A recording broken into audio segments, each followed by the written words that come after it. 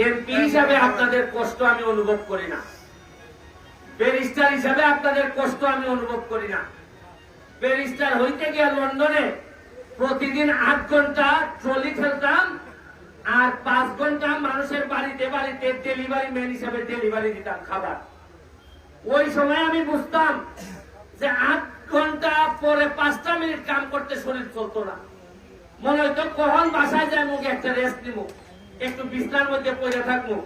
সুতরাং আপনাদের এই কষ্টগুলো আমি একেবারে ঘাম দিয়ে বুঝার চেষ্টা করি এবং আমি বুঝি বলেই নির্বাচিত হওয়ার পরেই প্রথমে যখন ময়লা পরিষ্কারের জন্য পানিতে ডুব দিয়েছিলাম, ডুবতে উঠে আমার মনে হয়েছে সিএনজি একেবারে তার বাসস্থান ছাড়া থাকতে পারে না। আপনারা অনেকে মনে করেন যে আমরা মনে হয় তুষাদুষি করি। তুষাদুষি করি না রে ভাই।